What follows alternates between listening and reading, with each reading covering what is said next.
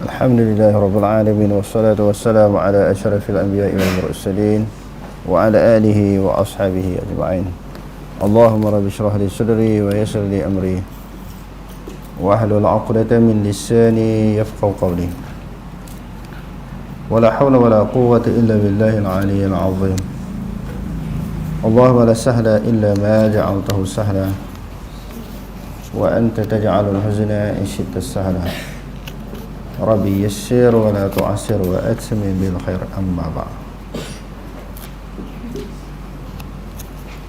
Bentuk azab dan nikmat dalam kubur. Jadi dalam kubur, sebagaimana yang kita baca di dalam pelajaran kita yang lalu, seseorang yang memperolehi nikmat syurga, dia telah yang dijanjikan oleh Allah Ta'ala. Sebelum dia memperolehi nikmat syurga itu, dia akan terlebih dahulu merasai nikmat kubur. Begitu juga sebaliknya, seseorang yang akan disiksa oleh Allah Subhanahu Wa Ta'ala di dalam neraka, dia akan merasa terlebih dahulu sebahagian daripada siksaan neraka yang disediakan oleh Allah. Jadi sebab itu dalam alam kubur ini disebut raudatun min riyadil jannah, hufratun min hufarin nar.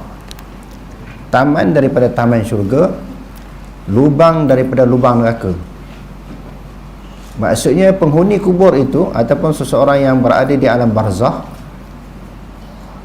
dia di akhirat nanti dia ke mana pergi? Mana tempat tinggalnya? Mana tempat tujunya?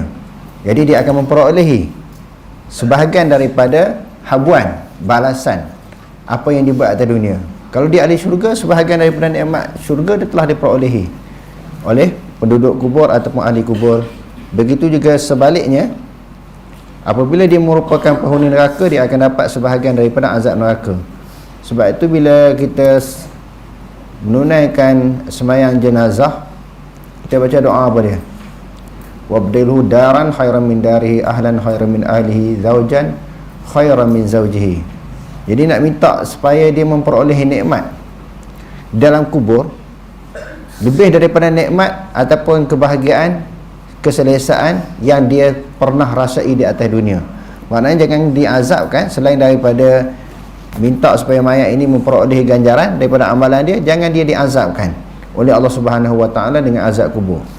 Jadi di beberapa hadis yang kita akan baca ini menunjukkan bahawa azab kubur dan juga nikmat kubur itu ada berdasarkan kepada keyakinan ahli sunnah wal jamaah. Okey, terus. Sifat nikmat dan azab yang terdapat di alam barzakh dapat dilihat dalam hadis-hadis yang sahih. Antaranya ialah hadis riwayat Bara' Rasulullah sallallahu alaihi wasallam bersabda, "Fayunadi munadin minas sama'i an qadaqa 'abdi fa afrishuhu minal jannah wa albisuhu minal jannati wa aftahu lahu baban ila al-jannah fa'tihi min tibiha wa rawhiha wa yufsahu lahu fi qabrihi madda basarihi wa ya'tihi rajulun hasanul wajh حسن الثياب طيب الريح فيقول أبشر بالذي يسرك هذا يومك الذي كنت توعد فيقول ومن أنت فوجهك الوجه الذي يجيء بالخير فيقول أنا عملك الصالح فيقول ربي أقم الساعة حتى أرجع إلى أهلي. Okey. Tadi dalam hadis itu kita baca apa? Allazi kunta ke kuntu. Tulis apa dalam buku tuan-tuan tu? Kuntu, tuqa, kunta. Kunta tu'adu, engkau dijanjikan. Kalau kuntu, aku dijanjikan kan. Fayunadi munadi minas sama', maka menyerulah oleh penyeru. Itu munadin isim fa'il daripada nada kan, yang menyeru. Munadin, maka menyerulah penyeru daripada langit. Siapa dia? Iaitu Allah Subhanahu Wa Ta'ala. An sadaqa abdi, bahawasanya telah benarlah hambaku. Fa afrishuhu minal jannati, maka bentangkanlah tentang keluasan syurga. Itu yang disebut dalam Quran tu kan. Syurga itu terbentang luas seperti luasnya langit dan bumi. Wa albisuhu minal jannati, berilah kepadanya, pakailah akannya abdi tu. Hu tu kembali kepada abdi. Kembalilah, pakaikanlah akannya, akan hamba aku tadi, minal jannati, daripada perkaran syurga. Waftahu lahu baban minal jannah, bukalah baginya pintu daripada syurga. Maknanya pintu syurga ni banyak. Salah satu pintu syurga ni buka untuk dia. Bila dia buka, fayatihi, datang kepadanya daripada bau-bauan yang wangi. Lepas tu fayussakhu lahu, maka diluaskan baginya fi qabrihi maddal basarihi. Fayussakhu, maka dilapangkan ataupun diluaskan baginya siapa tadi? Abdi. Fi qabrihi, kuburnya siapa? Hamba aku tadi. Madda basarihi, sejauh mata memandang. Maknanya seluas, yang orang sebut apa dia? Muntahal basar. Sejauh mata memandang ni apa? Kalau kita pasang lampu lampu laser tu, sejauh mana dia jatuh? Yang dipanggil sejauh mata memandang ni, pandangan kita lebih daripada tu tak boleh pergi lah. Pandangan mata orang yang normal kan, bukan pakai mata jenis guna teropong tak, mata biasa yang terang. Sejauh mana mata kita jatuh? Sampai situ je, maknanya jauh tu. Lebih daripada tu tak nampak lah. Jadi diluaskan kubur hamba Allah Ta'ala yang beriman, yang beramal ni seluas sejauh mata memandang. Lepas tu, walaupun ditanam dalam keadaan kuburnya sempit kan, panjang 6 kaki, tinggi 6 kaki kan, ikut keadaan ketinggian lah. Kadang-kadang buat 5 kaki, 6 kaki, ikut maknanya kedudukan mayat tu besar mana. Panjang mayat pun ikut kedudukan dia. 7 kaki yang tu apa dia, lebar 3 kaki, panjang 6 kaki ataupun 7 kaki. Sekadar tu ya keluasan dia. Macam kubur kita ni kan, sekadar keluasan, ketinggian badan kita. Tetapi bagi orang yang beriman ni, sejauh mata memandang, luas juga. Berdepa-depa, berantai-rantai dia punya panjang, bermeter-meter. Okey.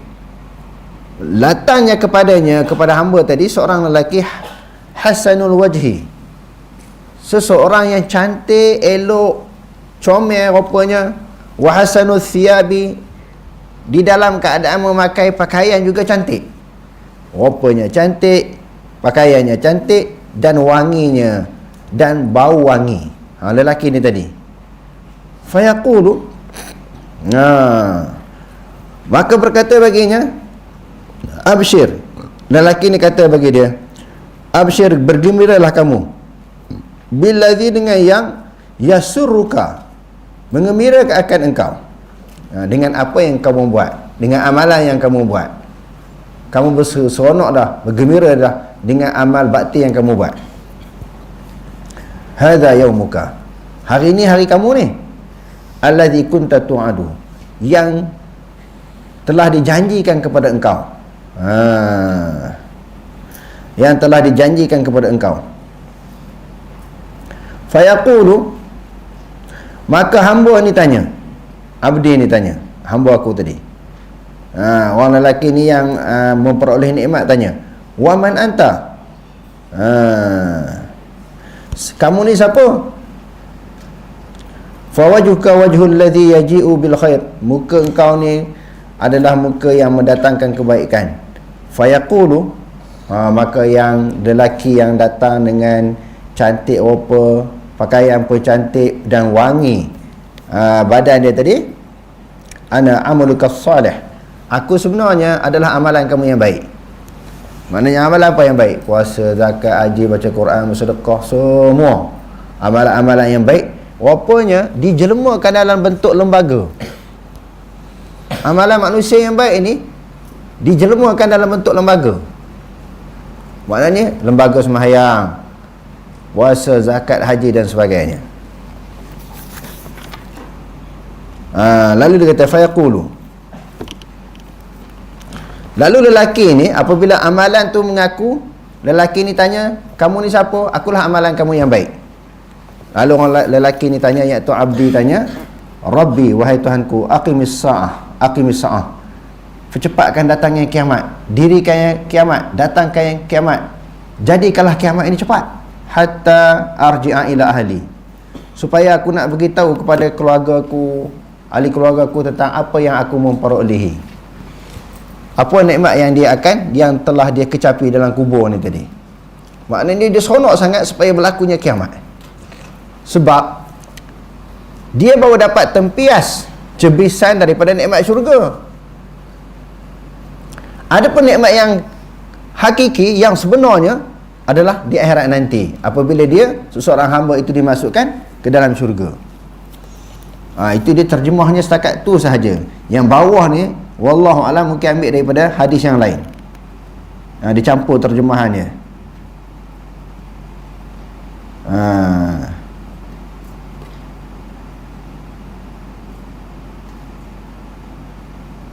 Yang bawah tu terjemahan dia tak sama dengan matan hadis tadi. Matan hadis tadi setakat tu je. Okey, terus. Berhubung dengan sifat azab pula ialah sebagaimana riwayat Al-Bara' dalam hadis yang sama. Rasulullah SAW bersabda, "Fayunadi munadin minas sama'i afrishu lahu minan nar wa albisuhu minan nar waftahu lahu baban ila nar." Okey. Kalau yang penghuni syurga bila duduk dalam kubur diberi pakaian yang baik, pakaian ahli syurga, diberi nikmat. Ada pun orang ahli neraka ni pula dibungka daripada pintu neraka. Sebab tu dia kata raudatun min riyadil jannah, lubang kepada taman daripada taman syurga ni dah nampak jalan ke syurga. Jadi tempias nikmat syurga dapat. Sebaliknya penghuni neraka dibuka lubang daripada lubang neraka, nampak jalan sampai ke neraka. Okey, terus. Wala fayatihi min harriha wa samumiha wa yudayyabu alayhi qabruhu hatta takhtalifa alayhi awla'uhu wa yatihi rajulun qabih. Okey. Bila saluran kubur ahli maksiat ni tadi sampai ke neraka, lalu dia rasa bahang neraka itu dan juga racun-racun daripada neraka, dan disempitkan neraka itu, dia sempitkan lubang kubur itu sehingga berselisihlah tulang-tulang rusuk dia. Kalau tadi panjangnya sepanjang sejauh mata memandang, ini disempitkan, sempit sungguh sampai tulang-tulang rusuk ni bertemu di antara satu sama lain. Okey, terus. Datang seorang lelaki pula yang buruk mukanya, busuk baunya, buruk pakaiannya. Okey, terus. Fayaqul abshir billadhi yasu'uka hadha yawmuka alladhi kuntu tu'adu. Kamu terimalah maknanya berita yang menyukarkan, yang memburukkan engkau, menakutkan engkau. Ini hari engkau yang telah dijanjikan. Ini hari kamu yang hari dijanjikan kepada engkau. Tadi orang beriman dijanjikan dapat apa? Balasan syurga, nikmat kan? Ini orang kafir ataupun ahli maksiat, ini hari kamu, hari yang dijanjikan balasan azab. Kerana semua itu dah dijanjikan dalam Al-Quran. Kesudahan orang beriman, di mana kesudahan dia? Akhirnya, penghujung orang beriman, di mana kesudahan dia? Orang kafir, di mana kesudahannya, di mana penghujung dia? Bila Allah Subhanahu Wa Taala berjanji, dalam Quran juga Allah Taala kata innallaha la yukhliful mi'ad. Sesungguhnya Allah Subhanahu Wa Taala tidak memungkiri akan janji. Okey, terus. Fayaqulu man anta fawajhuka alwajhu alladhi yaji'u bisyarri fayaqul. Kamu ni siapa lelaki ini? Dengan muka yang menakutkan, yang menggerungkan, yang buruk. Lalu dia berkata, lelaki ini kata apa? Ana amalukal khabis. Aku adalah amalan kamu yang buruk, yang keji dulu, akulah yang kamu lakukan di atas dunia. Perbuatan apa yang kamu buat, perbuatan buruk itu, akulah lembaganya. Dijermakan amalan baik buruk itu, diperlihatkan kepada orang yang mati. Okey, terus. Fayaqul Rabbi la tuqimis sa'ah, Rabbi la tuqimis sa'ah. Ya Allah Tuhanku, janganlah datang kiamat, dan janganlah datang kiamat. Kalau kau datangkan kiamat, aku terima lebih buruk lagi. Aku terima lebih dahsyat lagi azab siksaan. Ini baru sikit dalam kubur. Okey, terus. Berdasarkan hadis di atas, jelas orang yang berada di alam barzakh diberikan tempat tinggalnya di dalam kubur sepanjang dia berada di alam tersebut. Dalam hadis riwayat Abu Hurairah radhiyallahu anhu menjelaskan, Dua orang malaikat berkata kepada orang beriman yang berjaya menjawab soalan dengan baik. Qad kunna na'lamu annaka taqulu hadha thumma yufsahu lahu fi qabrihi 70 dira'an fi 70 thumma yunawwaru lahu fihi thumma yaqul lahu nam fayaqulu arji'u ila ahli fa akhbiruhum fayaqulani nam فنومة العروس الذي لا يوقظه إلا أحب أهلي إليه حتى يبعث الله من موضعه ذلك وإن كان منافقا. قال سمعت الناس يقولون فقلت مثله لا أدري فيقولان قد كنا نعلم أنك تقول ذلك فيقال للأرض التأمي عليه فتلتئم عليها فتختلف فيها أضلاعه فلا يزال فيها معذبا حتى يبعثه الله من موضعه ذلك. Maksudnya, sesungguhnya kami mengetahui anda mengucapkan demikian. Setelah itu diperluaskan kuburnya seluas 70 hasta kali, 70 hasta. Kemudian cahaya disinarkan kepadanya. Setelah itu dikatakan kepadanya, tidurlah. Orang itu berkata, aku ingin kembali menemui ahli keluargaku dan memberitahu mereka. Dua orang malaikat itu berkata, tidurlah sebagaimana tidurnya pengantin yang tidak akan mengejutkannya daripada tidur. Maknanya orang beriman ni dia tidur duduk dalam kubur tu macam orang tidur pengantin. Siapa yang pernah jadi pengantin ni tahu ah. Ustaz Meri macam mana tidur biasa dengan tidur pengantin ni ada beza tak? Ha? Syekh lagi banyak kali tidur pengantin ni. Jangan tunduk dia cerita banyak kali kan. Semua maknanya orang merasai perbezaan tidur-tidur biasa. Dia budak ni tak kerti apa. Dia tidur-tidur sampai subuhnya. Subuh baru jaga kan. Orang pengantin ni setiap 1 saat jaga, 2 minit jaga, bukan tunggu 1 jam. Maknanya tidur tu seronok. Jadi Nabi SAW memberi gambaran orang duduk dalam kubur orang beriman ni tidur seronok. Kan biasanya orang pergi kubur nampaklah azab syuja'u aqrab ular kan. Kalau jengking hak tu yang dibayangkan kepada kita kan. Beli kubur tu pucat takut je. Sebab kita tidak diperdengarkan, diberitahu tentang keseronokan alam kubur. Duk cerita kalau bab Islam ni neraka, lepas tu seksa kubur, ular kalau jengking, jadi menakutkan orang. Jadi cerita yang tu pun kena cerita sebab benda tu ada dalam Quran dan hadis. Jadi hak seronok pun kena cerita alam kubur ni. Di padang mahsyar hak seronok pun ada. Di akhirat nanti bukan cerita hak takut je. Sebab itu ya ayuhan nabi inna arsalnaka syahidan wa mubasysyiran wa nadhira wa da'iyan ila Allah bi iznihi wa sirajan munira. Kerja nabi ni diutuskan oleh Allah membawa berita gembira, menyeronokkan, bukan semua menakutkan, dan berita menakutkan. Ajak orang kepada Allah. Wa sirajan munira, dan lampu yang terang iaitu agama Islam. Jadi kita tengok dalam hadis ni kalau orang yang beriman tu dia seronok tidur dalam kubur. Jadi bukan satu gambaran, suatu perkara yang menakutkan. Okey, terus. Melainkan oleh orang yang paling dikasihi olehnya, sehingga Allah membangkitkannya daripada tempat tidurnya. Kedua malaikat tersebut berkata kepada dua orang malaikat, kami mengetahui anda mengucapkan demikian. Ketika itu diucapkan kepada bumi, himpilah dia. Lalu bumi menghimpitnya sehingga tulang rusuknya berselisih. Dia sentiasa diazab sehingga dia dibangkitkan dari tempat tidurnya. Penghuni alam barzah mengetahui hal ehwal dunia. Berdasarkan hadis sahih terdapat keterangan yang menjelaskan penghuni barzah mengetahui aspek tertentu berkaitan hal ehwal dunia. Misalnya mereka mendengar sepatu orang yang menghantar mereka ke kubur. Hal ini dapat dilihat dalam hadis riwayat Anas radhiyallahu anhu. Rasulullah sallallahu alaihi wasallam bersabda, "Al-'abdu idza wudi'a fi qabrihi wa tuwliya wa dhahaba ashabuhu hatta innahu la yasma'u qat'a ni'alihim." Maksudnya, apabila seseorang diletakkan di dalam kuburnya dan orang-orang yang menghantarnya pula, orang itu mendengar pergerakan sepatu yang dipakai oleh orang yang menghantarnya. Jadi dia orang yang meninggal dalam kubur, dia mengetahui sebahagian daripada keadaan, sebahagian daripada keadaan yang berlaku di atas dunia. Aspek yang tertentu, bukan semua keadaan dia tahu. Okey, terus. Si mati juga mendengar perbicaraan orang yang hidup dengannya, tetapi mereka tidak dapat mengambil manfaat dari perbicaraan tersebut. Hal ini dapat dilihat dalam hadis riwayat Anas bin Malik radhiyallahu anhu, Rasulullah sallallahu alaihi wasallam bersabda, "Walladzi nafsi biyadihi ma antum bi asma'a lima aqulu minhum, walakinnahum la yaqdiruna an yujibu thumma amara bihim fasahibuha fa'ulqu fi qalibil badri." Maksudnya, demi Tuhan yang diriku berada dalam genggamannya, sesungguhnya anda tidak lebih mendengar terhadap apa yang aku katakan berbanding dengan mereka, tetapi mereka tidak mampu untuk menjawab.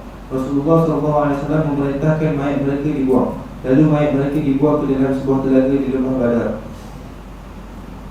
Menurut Ibn Taymiyah, orang yang telah mati boleh mendengar perbicaraan orang yang masih hidup, namun pendengaran tersebut tidaklah sentiasa berlaku. Sebab ini hanya kadang-kadang sahaja berlaku kerana sebab sesuatu halangan.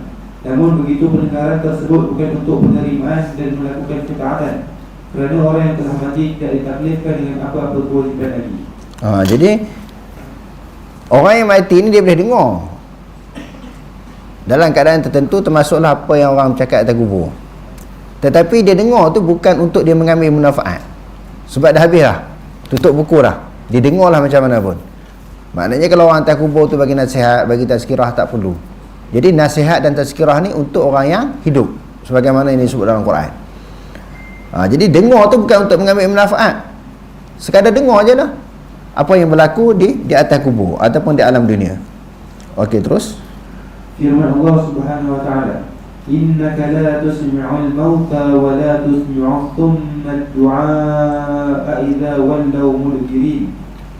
Maksudnya, sesungguhnya engkau tidak dapat menjadikan orang-orang yang mati hatinya itu menerima ajaranmu, dan tidak dapat menjadikan orang-orang yang peka itu mendengar seruanmu apabila mereka berundur ke belakang disebabkan keingkarannya. Okey, dalam ayat ini Allah Ta'ala kata kepada Nabi, innaka la tusmi'ul mauta, sesungguhnya engkau tidak dapat memperdengarkan akan orang yang mati. Bukan mendengar akan orang mati, memperdengarkan. Asma'a yusmi'u isma'an, membuat orang lain mendengar. Itu dipanggil isma'. Maknanya memperdengarkan. Jadi macam mana ayat ini sebut engkau tidak dapat memperdengarkan, tapi dalam hadis tadi, hadis yang lain kata orang mati boleh dengar. Macam ada kontradik di antara ayat Quran tadi, ayat Quran dengan hadis yang kita baca tadi. Dalam hadis kata boleh dengar, dan ayat Quran kata engkau tidak boleh memperdengarkan. Memanglah yang memperdengarkan orang yang mati adalah Allah. Yang memperdengarkan orang yang mati adalah Allah Subhanahu wa taala. Dan engkau tidak boleh memperdengarkan orang yang peka itu akan seruan. Maknanya orang yang buta hati. Orang yang peka itu maknanya peka bukan telinga, tetapi peka di dalam menerima kebenaran. Itu yang mari ayat Quran, walaqad zara'na li jahannama katsiran minal jinni wal ins lahum qulubun la yafqahuna biha, kan? Yang hujung ayat tu Allah Taala kata ulaika kal an'am, ada mata tak boleh melihat, ada telinga tak boleh mendengar, ada hati tidak boleh berfikir. Maknanya memperdengarkan sesuatu yang dapat memberi manfaat kepada si mati, iaitu Rasulullah tak boleh buat. Dan hakikatnya memang dia dengar, tapi dengar bukan untuk mengambil manfaat. Apatah lagi keadaan orang kafir, bila dia dah mati diperdengarkan lagi, dia tak ikut, atas dunia pun dia tak ikut.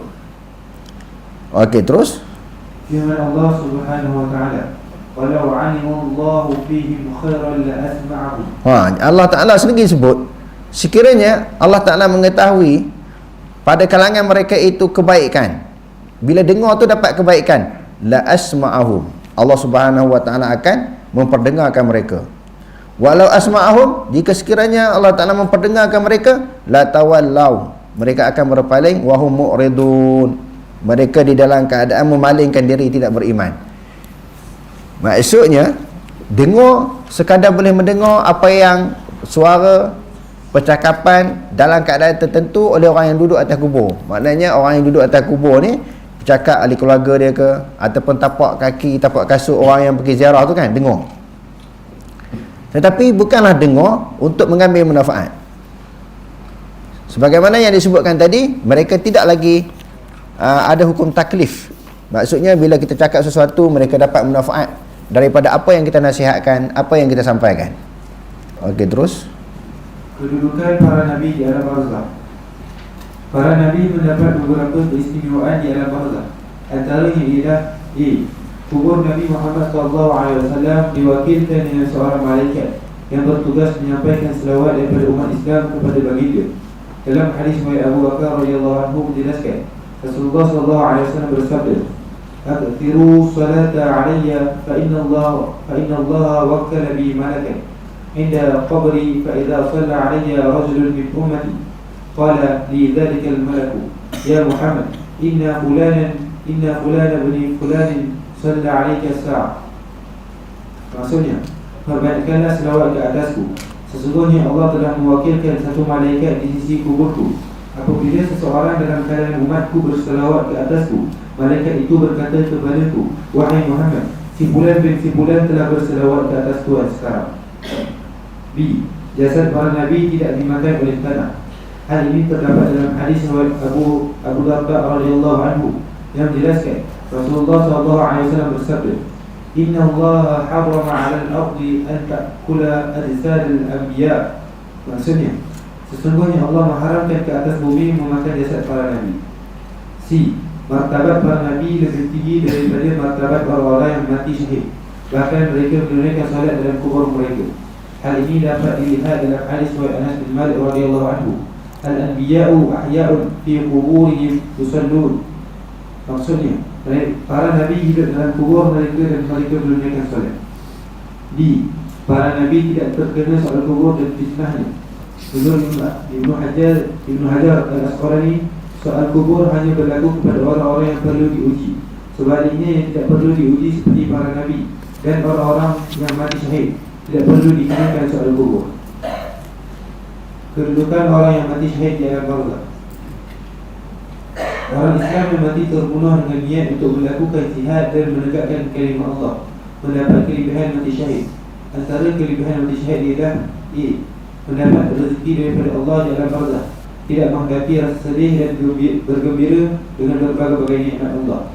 Mereka mendapat rezeki, makan minum, ketika mereka berada di alam barzakh, sentiasa berada di dalam keadaan gembira, seronok dan tidak bersedih. Okey, terus. Firman Allah Subhanahu wa taala, "Wala tahsabanna alladhina qutilu fi sabilillahi amwata." Dan janganlah sekali-kali kamu menyangka orang yang dibunuh pada jalan Allah Ta'ala itu mati. Ada pun orang biasa macam kita ni, tak syahid, dia mati di sisi manusia dan di sisi Allah. Ada pun orang yang mati syahid, dia mati di sisi manusia, hidup di sisi Allah. Okey, terus. Bal ahya'un 'inda rabbihim yurzaqun. Bahkan mereka itu hidup di sisi Tuhan mereka. Kita nak sebut macam mana? Kita sebut mati jugalah, mati. Tapi di sisi Tuhan, dia hidup di sisi Tuhan dan diberi rezeki. Okey, terus. Farihina bima atahumullahu min fadlihi wa yastabshiruna billadzina lam yalhaqu bihim. Okey. Mereka bergembira dengan sesuatu yang telah mengurniakan akan mereka oleh Allah. Daripada kelebihan Allah, mereka bergembira dengan orang-orang yang lam yalhaqu bihim, yang belum bertemu dengan mereka, yang tak mati lagi, yang masih berjuang. Mereka dah mati. Mereka dah mati. Jadi mereka ni dia kata sini bergembira, maknanya teringin nak bagi kabar gembira dengan orang yang tak mati lagi. Jadi di sini lam yalhaqu bihim ni maknanya orang yang masih berjuang, yang belum menerima rezeki sebagai syahid. Min khalfihim, daripada belakang mereka. Alla khaufun, nak bagi tahu tentang apa? Tidak ada ketakutan di atas mereka, walahum yahzanun. Kami duduk dalam kubur ni tak takut, tak ada juga cerita lah. Nak bagi tahu orang yang hidup duk perang tu. Jadi koma ni kalau nak berperang jangan takut. Kalau mati pun tak apa, kami dah rasa dah seronok dalam kubur ni. Teringin nak hidup semula. Dalam hadis kata nak hidup 6 kali. Dia mati, lepas tu nak hidup semula, dibunuh lagi, mati lagi sampai 6 kali. Nak bagi tahu kepada orang yang masih hidup tu, jangan duk takut, jangan susah hati, kami seronok je. Yang kamu duk sedih atas dunia buat apa? Dengan kematian kami jangan bersedih, kami seronok. Dia nak beritahu kawan dia, nak beritahu kepada kaum keluarga dia. Okey, terus. يستبشرون بنعمة من الله وفضل وأن الله لا يضيع أجر المؤمنين. Mereka bergembira dengan nikmat daripada Allah dan kelebihan yang dikurniakan oleh Allah. Dan sesungguhnya Allah Ta'ala tidak menyia-nyiakan ganjaran orang yang beriman. Maknanya orang syahid tadi sebahagian daripada bentuk kedudukan kumpulan yang beriman kepada Allah. Sebab tu dia pergi berperang menunjukkan dia beriman lah tu. Jadi segala amalan orang beriman ini termasuklah orang yang berperang pada jalan Allah Ta'ala. Allah Ta'ala tidak menyia-nyiakan, mengabaikan, mempersia-siakan perbuatan baik mereka. Pasti akan diberi ganjaran yang baik di sisi Allah Ta'ala. Okey, terus. الذين استجابوا لله والرسول من بعد ما أصابهم القرح. Orang yang beriman tu siapa? Orang ni badan ni. Orang panggil apa? Badan. Iaitu orang-orang yang menyahut bagi Allah dan Rasulnya, menyahut seruan Allah. Allah Ta'ala suruh apa? Rasul suruh apa? Suruh mereka berjihad, berjuang, menegakkan agama Allah Ta'ala. Mereka sahut seruan Allah dan seruan Rasul. Min ba'di ma asabahumul qarh, dan selepas mengena ataupun menimpa akan mereka kecederaan, luka, kesusahan, kepayahan di dalam medan perang. Nak boleh syahid ni kena luka dulu, susah dulu, payah dulu. Setelah mereka sahut seruan Allah Ta'ala dan juga Rasul, ajak berjihad pada jalan Allah Ta'ala kan, dan ditimpa kepada mereka kesusahan, luka, cedera parah dan kepayahan dalam peperangan. Lilladzina ahsanu minhum, dan bagi orang-orang yang melakukan kebaikan daripada kalangan mereka, wattaqau, dan mereka takut kepada Allah, bertakwa kepada Allah, ajrun azim, bagi mereka itu apa dia? Ganjaran yang besar di sisi Allah. Nikmat yang besar di sisi Allah. Dan sebahagian daripada orang beriman lagi, Allah Ta'ala kata tadi ahsanu minhum, orang yang melakukan kebaikan. Orang beriman tadi sahut seruan Allah, seruan Rasul, batu buat amalan-amalan yang baik. Dan Allah Ta'ala sebut orang beriman, sebahagian daripada orang beriman lagi, alladzina qala lahumun nas, orang yang betul-betul beriman ni apabila telah berkata bagi mereka itu, bagi mereka orang beriman oleh manusia, bila manusia kata kepada mereka, innan nasa qad jama'u lakum, hoi, nak beritahu ni, orang ramai dah kepung kamu ni, qad jama'u lakum. Orang yang beriman ni, bila ada orang beritahu kepada mereka, hoi, orang nak kepung kamu ni, nak bunuh kamu ni, fakhshawhum, hendaklah kamu takut kepada mereka, mereka sedang mengepung kamu. Apa jawapan orang beriman? Bila ada orang ugut, ataupun sesuatu maklumat daripada orang munafik ke, siapa-siapa sahaja yang beritahu kepada mereka orang beriman, orang duk kepung kamu ni, telah mengepung kamu, fakhshawhum, takutlah kepada mereka. Sebab kamu tak lepas nak lari lah. Kamu nak lari ke mana? Tak lepas nak lari, orang dah kepung. Bila orang ugut macam tu, kata macam tu kepada orang beriman ni, fazadahum, telah menambahkan akan mereka itu imana. Allah Ta'ala tambah iman. Dia bukan takut, tak heran bahawa orang ugut ni. Orang duk ugut mereka tak takut. Mereka kata apa? Waqalu hasbunallah, mereka berkata memadailah akan kami oleh Allah, wa ni'mal wakil, sebaik-baik pelindung. Nak heran apa? Kepung lah, nak heran apa?